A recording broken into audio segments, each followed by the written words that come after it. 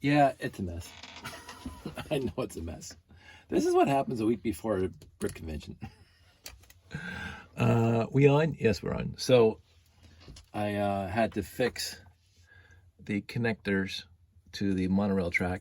So basically, I ran a wire here inside and then put one in out here. One in here, I tied a knot in the wire so it can't pull out. And I just tested it. I put the train on, and of course, the second the sure that doesn't work. Oh, I have to plug it in. Duh. So yeah, it lights up. So I think we are basically good to go for the show. This is the last connector I needed. Powered monorail connector to the RCX and or a train controller. I made it a little bit longer than the rest of them. I should have made it this long so I can, here, anyway, you can see there's a big loop here. It's about 2 feet long. So what happens is that I can get it below the table, below the modules, so I don't have to put a connector on top. This is for the main big loop at the layer 1 of the monorail. That's going to be running that train there. The trusty tools, the knockoff Gruberman that I got from the dollar store, which is it's a cheap thing, but it does the job. My handy dandy electric strippers, my little tiny slide cutters, needle nose, and a jackknife that I've had forever. So, and a Dremel, obviously, you gotta have a Dremel. I drilled holes in Lego, Lego monorail. So that's what I do. And my soldering iron, which is cooling down over there. So it's a really antique soldering iron, but it does the job. I'm happy. This looks like it's going to work just fine. I am going to bring my soldering iron to the show just in case a disconnect happens while at the show. I'm going to bring my solder and maybe a spare rail or two and some spare copper tape. I'm going to have a couple RCXs ready and waiting. Oh, for crying out loud.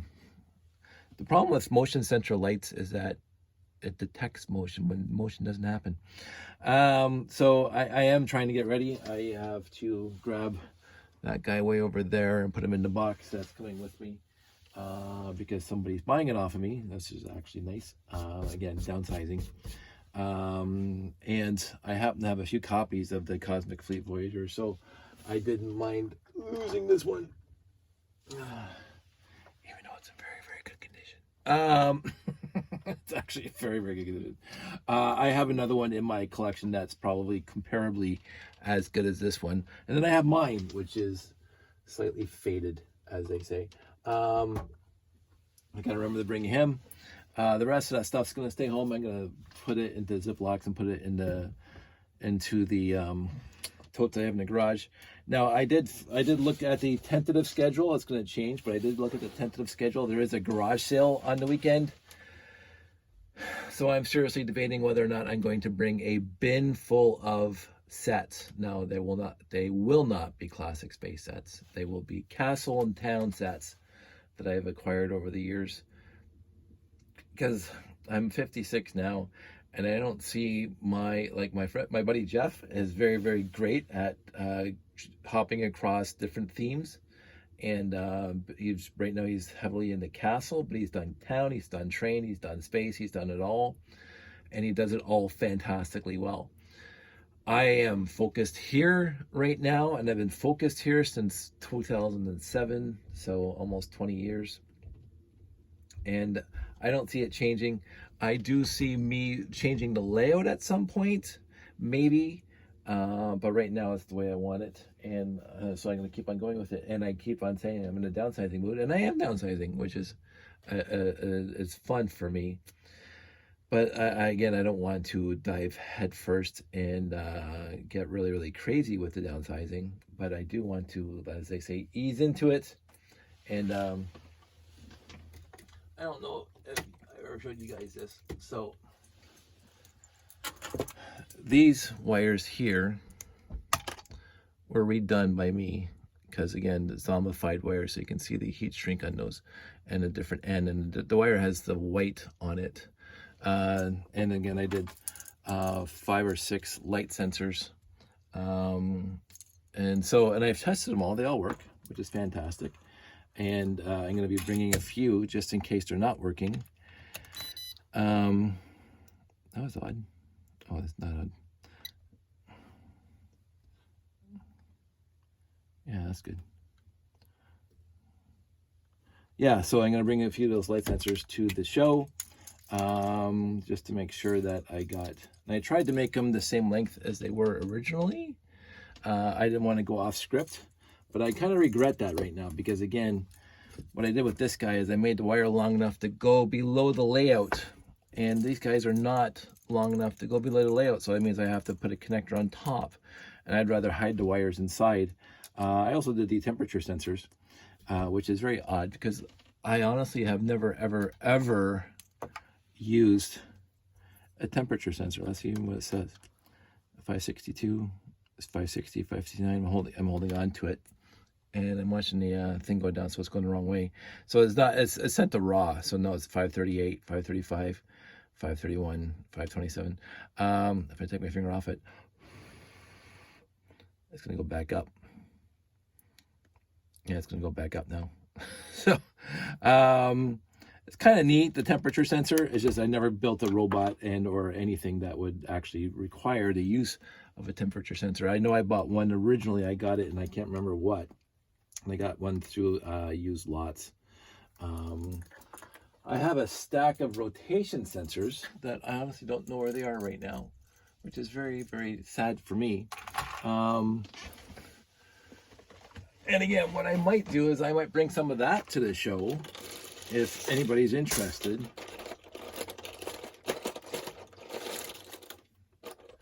Let's see what we got here. I got a whole bunch of stuff here.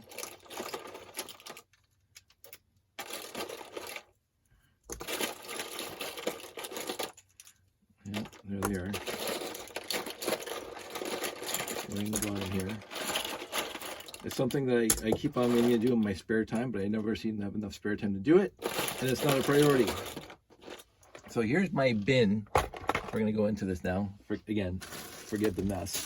This is my bin old space parts from the guys that do not have those space parts in the layout. So I cut off the zombified wire, and I leave the ends on about 1 centimeter long, so I can do the attachment of good wire, and then still have enough room to put the heat shrink, solder the wires again, put the heat shrink on, so the wires are separate into the actual unit. The rotation sensors, I did the same thing. I don't think I've actually done a rotation sensor yet. I mean, so this is my bin, and then you get these guys. I just take apart, and I take the old wire right, so I can put new wire right in, which works well. I also took these guys because, again, it's the same wire that completely disintegrates, and I keep on meaning to do this. Now my buddy over at for crying out loud, battery powered bricks has already done this, and so he's inspired me. And again, I also do the train guys, so I got all these pieces ready to go. I just have to, take them apart. I got all these train hookups here. I've done a few. I have them over here. This was my first attempt years ago. I used my red and black wire. I got better wire now, but this one does work for a train connector. Yeah, here's one of mine right here. It's got, quote unquote, the same length and setup as the original. And I even got that back in there for no earthly reason whatsoever. What I was using, so what happened was that when I ordered the wire, again, battery powered bricks, told me about it. This guy here, Amazon, BNT Tech Go high temp silicone wire. It feels exactly very, very close to the original wire, but this thing comes in a strand of 6. So I take 2, 4, or 7. Yeah, 2, 4, 6. Yeah. So I take 2 at a time. But the 6th one, 5 and 6, has the white on the outside because that's what you did for cabling, for ribbon cables. And so I use the white and black for my sensors and stuff like this, just because I don't want to waste it, throw it out. But for the regular connectors, which I don't have one here in the desk, I just use the black, so there's no white stripes on the regular connectors that I have because they're already packed up, ready to go to the show. And I should honestly start making them the length that I want to make them in, instead of trying to adhere to the original Lego lengths of like the short and then the medium and then the 1 meter and then the 3 meter ones. That's all the connectors I've made so far. So there's plenty of work for me to do. I got this whole bin of old 9-volt connectors and sensors and stuff like that that have to be unzombified, and I just don't have the time or the wherewithal to do it right now. Actually, I'm going to bring 2 of those to the show, put the rest of the stuff back over there.